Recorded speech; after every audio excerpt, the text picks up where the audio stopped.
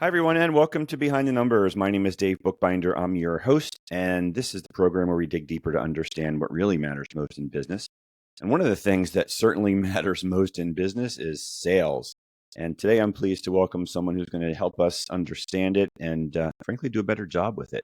I'm talking about Liz Heiman, who's the CEO and Chief Sales Strategist at Regarding Sales. Liz, welcome to Behind the Numbers. Thanks. I'm glad to be here this morning. Pleasure to have you to tackle this subject. Why don't you tell the audience a little bit about yourself? As you said, I'm a sales consultant. I've been doing this more years than I'm willing to admit.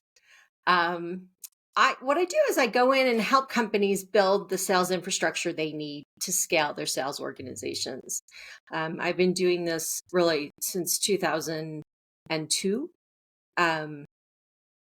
I started my career at a company called Miller Heiman. I started very young, and I ran the marketing department and later took over the Asia Pacific division, which made sense because I had done my graduate work in international political economy and I understood things that were happening at the business and been around it for a long time. So that's where I got my start. I've been doing this for a long time, and now I work with midsize companies who are trying to work in an ever-changing landscape. That's great. I've been doing my job longer than I care to admit to also. I think I measure it in dog years. Uh, so the company that you started out with, Miller Heiman, that's got a significant name in the sales world. Why don't you share that story with the audience? If you're not familiar with Miller Heiman, Steve Heiman and Bob Miller wrote a book called Strategic Selling, which was for many years considered the sales Bible. It was written around 1986. And every major corporation in the world was using that methodology to run their businesses. And it just so happens that there is not a coincidence that the last name is Heiman. Steve is my dad. So I was raised in this philosophy that sales is a process, that it's repeatable, that it's manageable, and have built my business around this understanding that you can manage a sales team. It is manageable.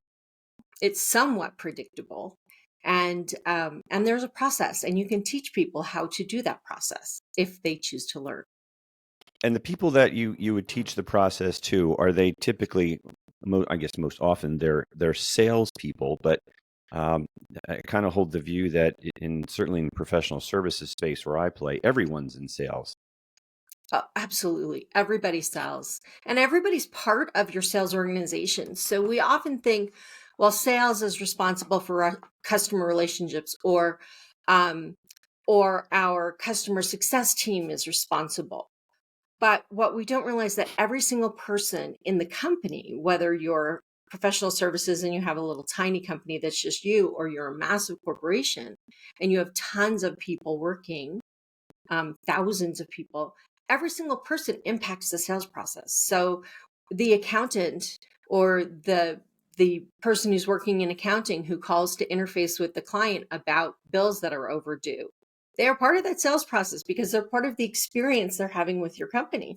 Right. The facilities manager, because when people come to tour your facility, if it doesn't look shiny and new, you lose their respect or their confidence. So everybody is part of sales.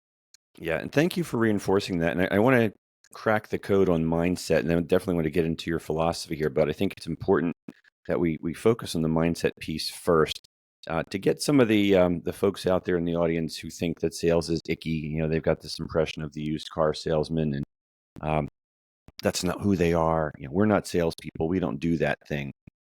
How do you help folks overcome that big hurdle of that mindset about sales?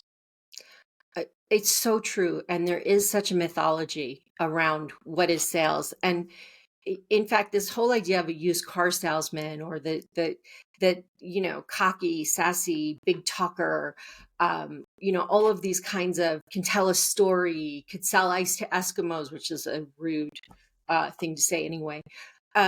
All of those things are mythologies because those are in fact not the most successful salespeople. In fact, they're often the people in your organization who are talking a big story and not being successful. Good salespeople are problem solvers.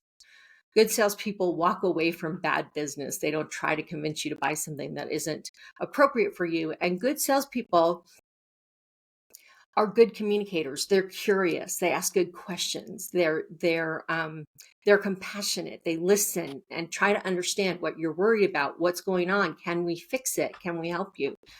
They seek understanding and they build trust and confidence, and they're creative, and they're, all of these things that are the antithesis of the sleazy used car sales guy, which I know some great used car sales guys, by the way. They're not that. They're anything but that. Yeah, problem solving. That's the thing. And if you can shift that mindset to the idea that I'm not trying to sell somebody something, I'm trying to help someone. And if my solution, whatever that may be, can solve their problem, then I've done a good thing. I've helped somebody. Yeah, absolutely. So let's start to talk about the process, because there's a whole conception of, the funnel, the pipeline. Um, Talk to us about your process. How does that work?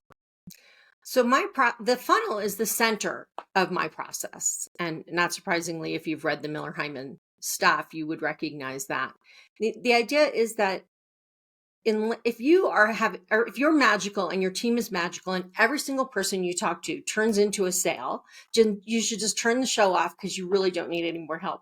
But No, no, no, today don't I turn have it off. not met anyone who can do that. And in fact, what happens in sales is that we talk to a lot of people.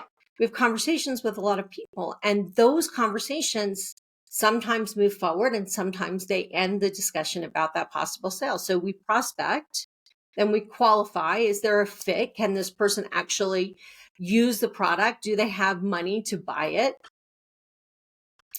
Then we try to solve with them. Okay, if this works, tell me what you need exactly. How can we do that for you? And then once we've done that and we come to agreement about the solution that we're selling, then we can close the business. And what happens through the process is somewhere, around 1 to 10. If you have 10 good conversations with people who agree to talk to you and they're in your ideal customer profile, meet the right criteria, then maybe one of them will close. One of them will buy something.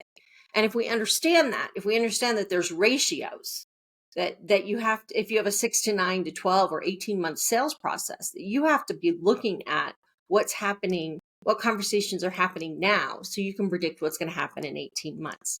And you can't just look at the bottom of the funnel. You have to look at the whole funnel. You have to look at everything that's going on to make sure you have the math to support what you're doing. And I just want to say, some people say it isn't about the math, it's about the quality of the conversations. And I will say that's true, in that if you have no conversations, you have no outcomes. That's the first thing. And the better the conversations you have, the better the outcomes will be. The more qualified your list is, the better the outcomes you will have. So it's a combination of math and quality of conversations. Yeah, and look, I've always been told it's a numbers game, and you've got to have more conversations to increase the likelihood of driving revenue. Well, it allows you to walk away from bad business. So if you don't True. have enough conversations, then you try to force people who do not want to buy it, who are not a good fit, into your solution. But if you have enough options and enough people are having conversations with you, then you don't need to do that. You can focus on the people that are a good fit. Yeah, and speaking of that, I'm thinking about the time when I for the very first time fired a client, and how empowering that was, and that was like a turning point for me in my career, because to your point, not all business is good business, and you need to know who's going to be good to work with for a number of different reasons. But it reminded me of a part of the mindset issue with folks in sales, and that's the fear aspect of it. I've got a goal, I've got a quota, I've got to feed my family, whatever the thing is. Um, how do we get past the fear component that's maybe blocking mindset? I think that there's a lot of that. Part of it is fear that I won't hit my number. Part of it is the, you know, do I want to pick up the phone and get hung up on? Do I want to reach out and be ignored? Do I want somebody to be angry at me? Do I want to face the rejection that goes along with sales. And if you can't, if that's something that's too hard for you to do, you shouldn't be doing this, right? This is not the job for you. If you're not willing to accept that 90% of the people you talk to aren't going to buy from you, then you probably are not in the right profession. And when it comes to the fear of, I'm not going to hit my number, I have to cram this down people's throats so I can hit my number. The better your path to success, the more successful you will be. So if you can plan out what you need to do, who you need to have conversations, how many conversations you need to have, just this big number out there, this $1 million or $2 million that's sitting out there for you to hit is really hard to achieve. But doing your work day to day and thinking about what your priorities are, what the most important things are, they're going to get you to your goal, will keep you on track all year long, all week long, all month long. When we don't focus on our priorities, when we aren't really clear about what activities will move us forward toward our goal, then we lose track of what's important.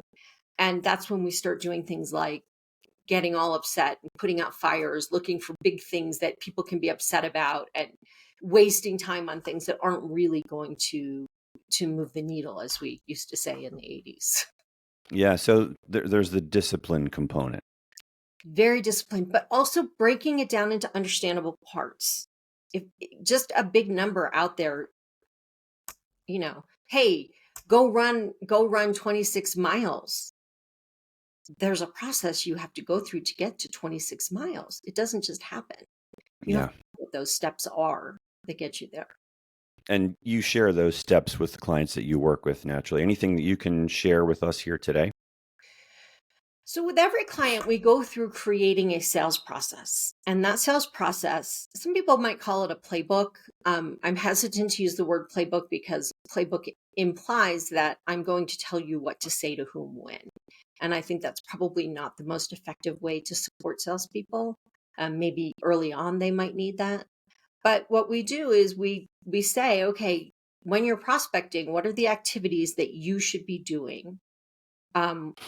What are the questions that you need to be asking? What is the information you need to be getting? And throughout the process, we identify the stages, we name them, we define them, and we make a rule that says when we move from this stage to this stage, in order to move from prospecting to qualifying, I have to get somebody to have a conversation with me about this product or this service. And then we go through a qualifying process and we look at what do you do during the qualifying process? What are the questions that need to be asked? What are the things that need to be done? Is a demo required? Which I don't think qualifying is a time for a demo, but that's another story. But what are the steps? What are the collateral?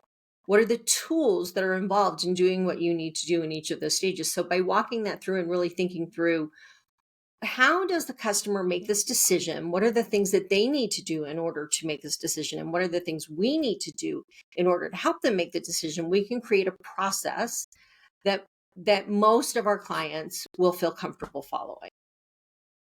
Yeah, and without the discipline and the formulas that you just described here, you run the serious risk of swinging at air, metaphorically speaking. And the thing I'm thinking of here is a colleague recently told me that they were working on a potential new client for several weeks, if not months. Everything was going great. The conversations were really good. And it wound up blowing up on the launch pad because the ultimate decision maker apparently was never in the room for those conversations. I think that's one of the biggest things that happens is, and I call it my guy selling. My guy said that the CEO is good. My guy said that they're going to make a decision on my guy said, just get us a proposal. And in a complex business to business sale, which if you're selling business to business, unless you're selling something simple to very small companies, it's a complex sale. There is no my guy. There's a team of people involved in a buying decision, any of whom may be able to upset the apple cart. So the most likely time to lose a deal or have a surprise is when you haven't met with multiple buyers and you're not really clear about their buying process. And who has to sign off and who's involved. You may never get the CEO in the room, but you may get somebody senior I will also say that it's possible at any time to think that you have the economic buyer in the room and then something changes, who has the authority over that decision. And one of my favorite stories is I was working with a team in Australia, and I don't remember which company it was, but they were selling to another big company. And it was at the time when IBM had a lot of power and everybody had servers, and they were I, this other company was going to come in and sell a piece of equipment. And the CEO of IBM took out the CEO of this company, and they went and played golf. And the CEO said, "Hey, I just kind of mentioned, hey, I heard you guys were looking at a piece of equipment that isn't, that isn't ours." And the CEO said, "Oh, are they? I don't know. I let them do those things themselves." And he said, "Well, right now it's all us. It's all Big Blue. And if something happens, we're responsible. We'll take care of it. We'll fix it. And as soon as you add another piece of equipment in, we start finger pointing." And the CEO put the kibosh on that in that moment. But those people who said they had the power did have the power until the CEO decided they didn't have the power anymore. So who the economic buyer is can change during the process. In your process, Liz, does the concept of differentiation, standing out in your messaging come into play? I think it's less about standing out in your messaging than understanding your buyers. So every buyer in the buying process has a unique relationship to the problem. The CEO has a different relationship to the problem than the technician who's using it every day, than the finance person, than the mechanic who fixes it. Everybody in the room has a different relationship to that problem. So if I want to sell, I need to understand who the people are, what their relationship to the problem is, how they talk about it. How do they talk about their problem? What words did they use to describe why it is or isn't important to fix this problem? You need to understand how urgent it is from their perspective to fix the problem. And then you need to be able to talk to them in a way that makes sense to them. So, another quick story is a young man I was working with was talking to me about the conversation he was going to have with an engineer. And I said, "Great. What are you going to say to the engineer? What are you going to talk to him about?" He said, "ROI. I'm going to talk to him about ROI." And I thought, yeah, no engineer ever wanted to have a conversation about ROI. They want to know, does it fit? Does it have the capacity? Right? They want to know, does it fit into the schema? And so we have to know who we're talking to and what we're talking to them about, because the story I tell one person and what might stand out for one person is not important to someone else. Yeah. Oh, so true. And in the world that I play in, which is professional services, valuation services specifically, a lot of times my buyers are, I'll call it unsophisticated or naive. In other words, they didn't even know they needed to do something. And their lawyer or their accountant told them they needed to get their business valued for some reason. And now here we are having a conversation. Yeah, often the buyers don't know that they have a problem. And so their urgency may not be as high. Um, and it may be harder to get their attention. So we call that, in the Miller Heiman vernacular, we call that overconfident, meaning they don't even think there's a problem that they need to address. They think everything is just fine. And getting somebody who thinks that to do something is really hard. Yeah. Liz, I know you talk about sales myths, and I think you've got a handful of them. Would you be kind enough to share some of those with us today? Yeah, so there's a couple. One is that sleazy sales, everybody's a sleazy sales guy. The other is that it's arrogance and confidence that make great salespeople. One of them is that, really great salespeople just wing it. They just wing it. They don't plan. They just know what to do. Um, I think the other one is that men make better salespeople than women do, which has been a myth we've been believing for a really long time. And in fact, the data shows that women outperform men consistently. Um, I 10% higher close ratios, higher dollar value on average for everything they sell than their male counterparts. So there's a lot of myths. Most of them are really about this old vision we have of who a salesperson is. Yeah, let's unpack the preparation piece if you don't mind. I think that's an interesting one because I can relate to that and throughout my career and working with some very, very good sales folks and some not quite so good. And the idea of winging it is a recipe for disaster. You can be casual, you can be relaxed, but that comfort comes from the underpinnings of being prepared, in my view. Well, I think it's true more now than ever because people expect us to know them. We have access to the internet. We can look at them. We can see their career path. We can learn about their business.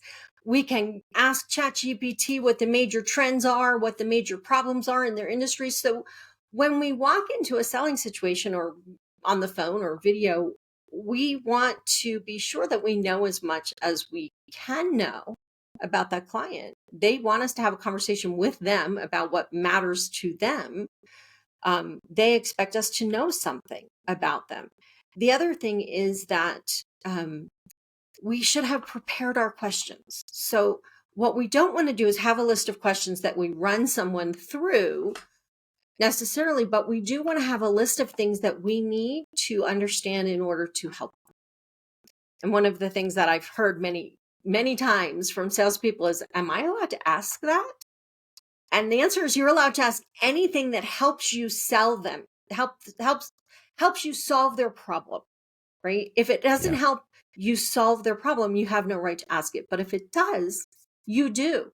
And you have the right to ask them what their buying process is. They may not even know what it's going to take to buy. So you need to be prepared with the questions that enable you to get through the sales process successfully.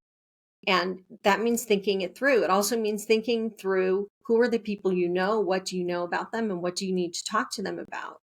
The other piece is thinking about building credibility.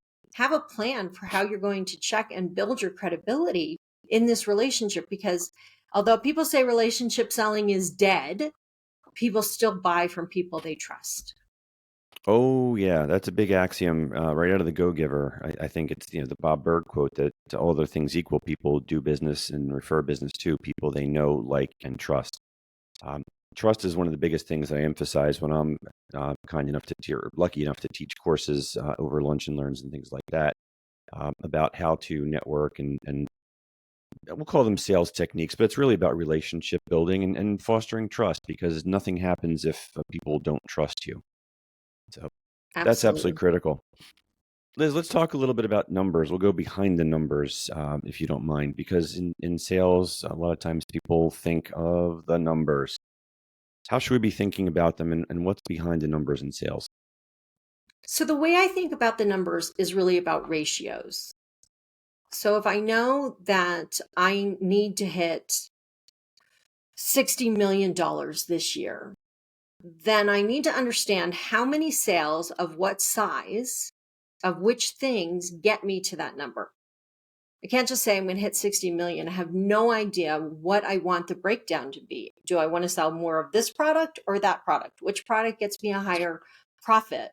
Which is the entry into a new customer product? Which is the sell to somebody we've been working with for a long time product? So the first thing is to really break down if I pull this number out of thin air, which is what most people do, we'll just grow 10% with no Yeah. thought of whether or not we have the capacity to grow 10%. We'll just add 10% to every single salesperson's, you know, quota and we'll be fine. Um, what does that look like? How does that break down? Once you understand how that breaks down, how many sales at what value of which products, then I can begin to think about what has to happen up the funnel to make that happen. So that means that when I give my salesperson their goal, I not only tell them, hey, you need to hit $1 million or $2 million, you also need to have this many new sales and you need to have this many sales to existing customers or whatever it is. There needs to be a number associated with it. And the reason I say that is because one is if you are trying to grow your business by bringing in new clients and your customer and your salespeople are focused on one or two clients, that doesn't get you to get your strategic positioning where you need it to be. So if I understand I need to sell 5 things, then that means I need to write at least 10 proposals. And then if I need to write at least 10 proposals, that means I need to have at least 7 or, sorry, I've got my numbers backwards because I'm working from the bottom down, but I need to figure out what is the math? How many proposals do I need to write? How many qualifying conversations do I need to have? How many prospecting calls do I need to make? How many conversations with referral partners do I need to have in order to make the math work down my funnel? And then when you're looking at KPIs, people tend to focus on how many outbound calls did you make? And that's important if your salesperson is just dialing for dollars all day long. But if your salesperson is using other mechanisms like other relationships, or networking, successful networking, you need to know what activities support that. So when you're setting up your KPIs, you want to measure how many new deals went into the top of the funnel, how many got qualified out. Like, you want to know what the ratios are. And that goes not just to prospecting, but all the way up through marketing. So if you need to have a 100 conversations, then you also need to have 1,000 or 10,000 people interact on your website, whatever that is. So it's about understanding, how do you get to where you need to be using the numbers? Yeah, we're running out of time here, but you just touched on something. If there's a way, maybe you can help unpack it quickly. The impact of marketing and sales, and are you able to do sales without effective marketing? Is the Yes. hand-to-hand combat good enough? Some people do. Some companies do, and they rely 100% on, or 90% on, their sales team to do the work. Other companies do almost purely inbound, and all the salespeople do is react to leads. It depends a lot on your business. It depends on your customers and where they are and how they buy. Gotcha. Liz, before we wind down here, I want to offer you the opportunity to share with the audience maybe some tips, tricks, hacks. Tell folks what they're doing wrong, things they should be doing better. Understand your customer. If you understand who your customer is, why they buy, what they're worried about, then you can begin to build messaging, whether it's marketing messaging or sales messaging, that really speaks to them. Understand, if you have a business to business complex sale, that you're not just marketing and cold calling to one kind of person, that you need to reach across the organization and talk to different people. And I think being consistent, one of the most frustrating things is walking through people's funnels with them, doing a funnel review, talking about the leads, and having them say things like, I don't remember what my last conversation was. Or when I say, well, what are you going to do next? And they say, I'm just going to follow up. Well, hi, Joe, I'm just following up is not an effective sales tool. What are you talking to Joe about? What matters to Joe? What's going to get their attention? They're ghosting you because you're not saying anything that matters to them. So if you want to have the outcomes that you need to have, you have to start by understanding your customers and talking to them about what they care about. Great point.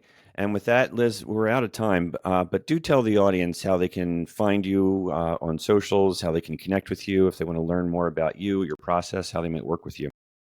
So my website is Regarding Sales, and you can go there. There's articles. You can schedule an appointment with me if you'd like to do a quick sales strategy session. Or you can find me on LinkedIn, Liz Heiman, Heiman. I'm the only one.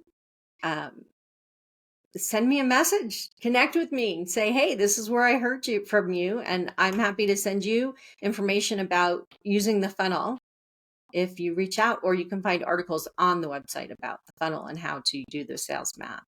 Yep. Folks, reach out to Liz. Tell her that you heard her on Behind the Numbers, and she'll provide you some really good information. Liz, thank you so much for joining us today. It's been a pleasure chatting with you. No, thanks for having me. Our pleasure. My pleasure. My name is Dave Bookbinder, and I'm known as a business valuation expert. So if you're a business owner and you don't know what your business is worth, we should have a conversation. Feel free to reach out to me on LinkedIn. As always, thank you out there for watching and listening and supporting this program. We truly appreciate your support of this show for so many years. That's all we have for today, gang. We'll see you next time on Behind the Numbers. Take care.